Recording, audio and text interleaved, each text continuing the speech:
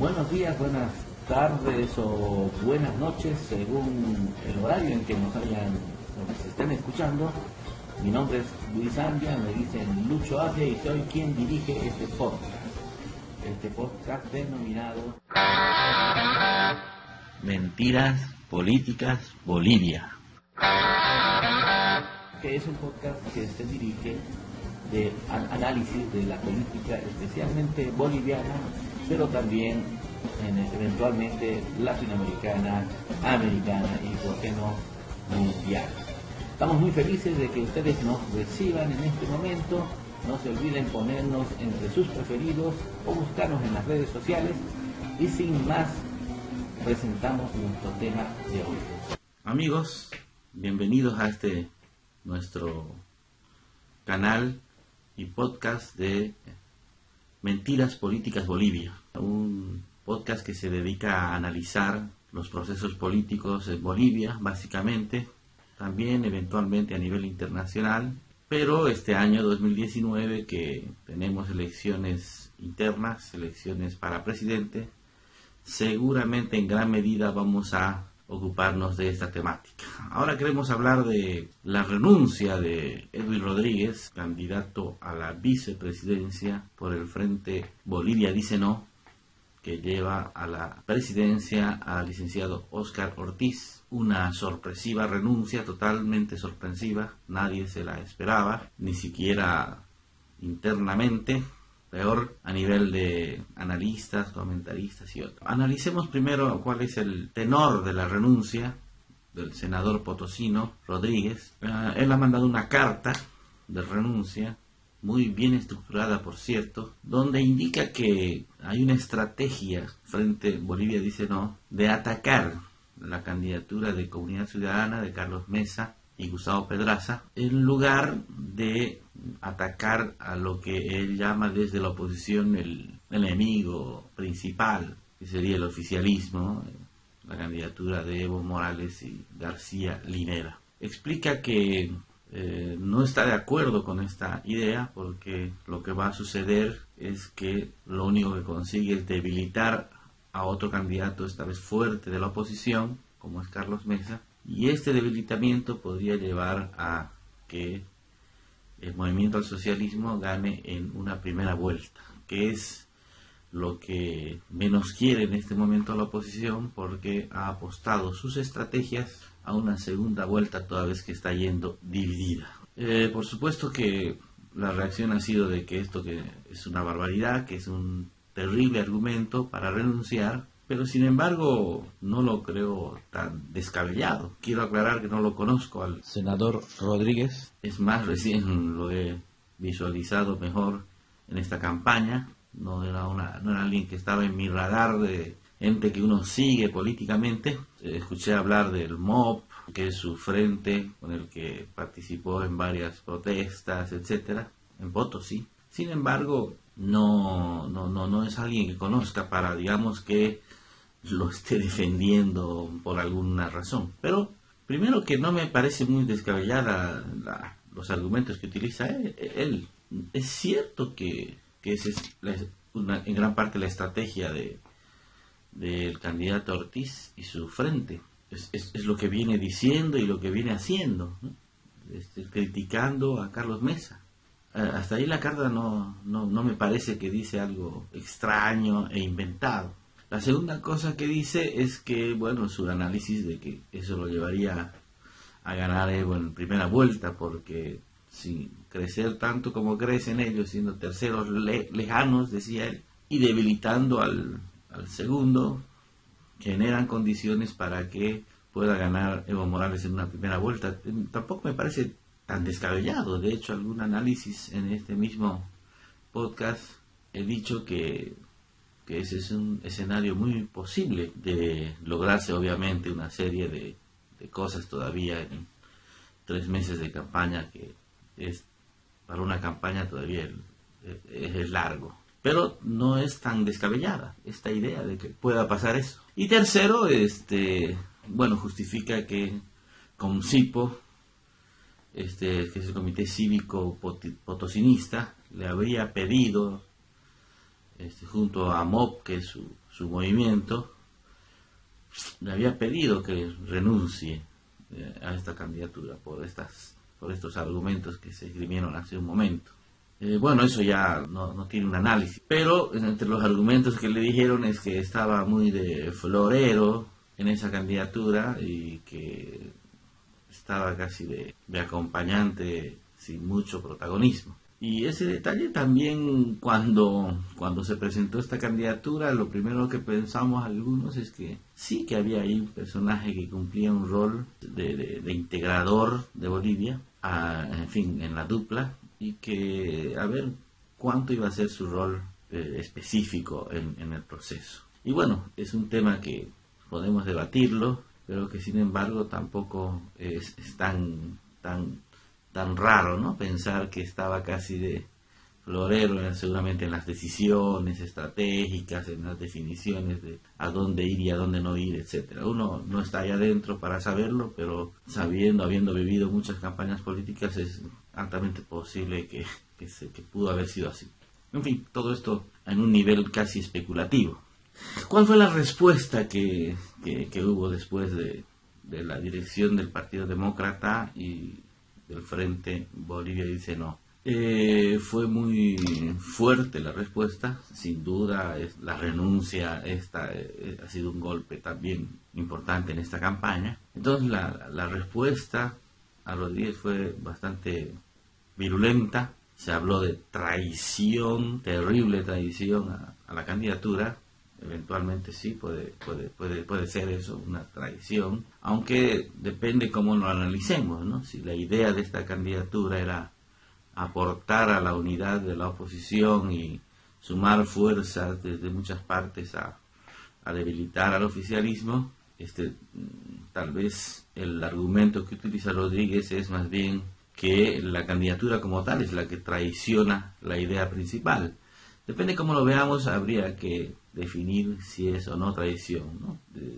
Es relativo en función de qué exactamente sería la traición. Pero el segundo argumento que se ha esgrimido ha sido, sí, me parece muy fuerte y yo diría que un poco pasado de línea, ¿no? Es decir, plantear que es un acto de corrupción. Los que conocemos y estudiamos y analizamos la política sabemos que hay mucha corrupción circulando en ese medio. Por lo tanto, es un escenario que sería posible, perfectamente posible. Pero de estar de la mano un día antes, decir que es la persona con la que se coincide totalmente, a considerar que es una persona terrible y corrupta, creo que es muy largo el salto para dar. O se estaba equivocado totalmente antes, o se está improvisando un nuevo escenario rápidamente para descalificarlo. Si evidentemente es una persona que era corrupta, corrompible, como se pinta, entonces estaban muy equivocados al querernos llevar de vicepresidente, ¿no? Y si se consideraba una persona buena, de un día para el otro, no creo que se pueda cambiar tan radicalmente, sino es más bien con un exabrupto y una casi improvisación frente a este terrible acontecimiento que fue la renuncia de su candidato a vicepresidente. Entonces esta parte me parece sí criticable y que no aguanta un análisis rápido de declararlo de un día al otro. Si estás conmigo, eres una persona maravillosa de Bolivia. Y si no estás conmigo y no estás de acuerdo con lo que hacemos, eres un corrupto, seguramente, porque solo podría ser corrupto para no estar de acuerdo con nosotros, ¿no? Entonces, muy, muy duro para esto. Ahora sí, a ver, tratemos de hacer un análisis lo más imparcialmente posible de esto, de lo que podría surgir a partir de esto, ¿no? Y mi análisis es que es evidentemente un debilitamiento de este frente, ¿no? Debilita. No es posible ocultar que la renuncia del candidato a vicepresidente de una candidatura no debilite a un frente. Y evidentemente es un golpe que debilita este frente, que debilita la candidatura de Óscar Ortiz, que debilita al Frente Bolivia dice no. Y analizando en el momento en que se está dando esto, yo creo que es un momento crucial que desfavorece terriblemente a esta candidatura.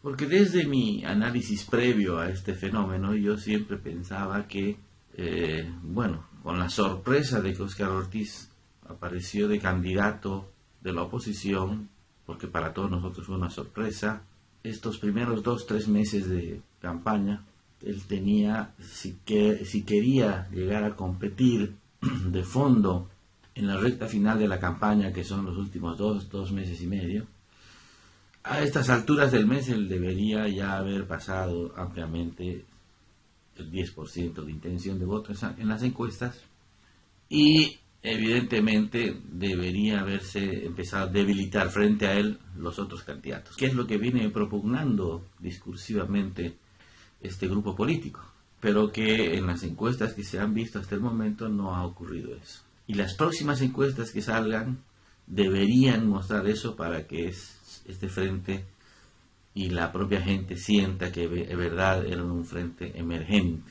Sin embargo, este golpe puede ser que más bien evite este proceso, evite este paso al que se quería llegar, y más bien lleve a que no sea más considerada una opción importante el resto de la campaña. Esto es como un escenario posible, por supuesto, porque todo puede pasar en una campaña, inclusive hasta lo impensado. Pero eso es a lo que tiende, digamos, este problema. Y discursivamente hablando, la estrategia, desde mi opinión, de este frente, de Óscar Ortiz y Rodríguez, era tratar de convertirse ellos en la candidatura de unidad, ¿no? Porque cuando irrumpen ellos en su candidatura, toda la oposición, la sociedad civil de oposición, esperaba un frente único. Y bueno, con explicaciones así a medias, en fin, dijeron que no se pudo hacer el frente único por acusaciones y contraacusaciones entre ellos. Y entonces apareció como un frente inesperado, que lo que primero empezaba a hacer era dividir. Es más, el discurso de Mesa era: esperábamos la unión, pero aparecieron estos candidatos a dividir. Entonces, la campaña inició Óscar Ortiz con un escenario de decir, nosotros estamos dividiendo la oposición. Pero ¿a dónde querían llegar? Querían cambiar roles y llegar a convertir a Mesa el candidato de la división. Por eso, cuando sale Carlos Mesa de la reunión con el CONALDE en el comité cívico, hay un militante furibundo que le empieza a gritar que él era el responsable de la falta de unidad de la oposición. Y entonces ahí, digamos, la estrategia iba en esa dirección. Ya no ser el frente que divide, sino más bien somos los nuevos en el escenario, y que podríamos ser más bien, uniendo al resto, la opción posible contra el oficialismo. Interesante la estrategia, y en esa dirección había avanzado mucho, especialmente en algunos sectores donde tienen más llegada este frente. Sin embargo, hoy día, con este hecho que claramente plantea el renunciante de que es una estrategia de división y de debilitamiento entre la oposición, vuelve a quedar en deuda el discurso de Bolivia dice no frente al resto de la oposición, como si fuera no solo su presencia que divide a la oposición, sino que además tendrían una estrategia de debilitamiento de opositores que no sean ellos. Así está quedando en este momento el escenario. Por supuesto, aquí en Santa Cruz no se lo va a sentir tanto así. Hay más bien una reacción de mucha gente que ya lo estaba viendo como simpatizando con él, adversa, se están solidarizando con él. Pero en el resto del país creo que puede darse ese nuevo escenario de debilitamiento de esta candidatura, y no haber podido llegar a constituirse en el discurso de los nuevos y unificadores de la oposición, y más bien caer nuevamente en un partido cuya estrategia es debilitar a la oposición y no tanto al oficialismo. Veremos qué pasa en nuestras elecciones. Como digo, todo puede pasar, pero esta es la tendencia que creo que ha quedado a partir de esta renuncia. Nos vemos luego, amigos, con más análisis de política en Bolivia.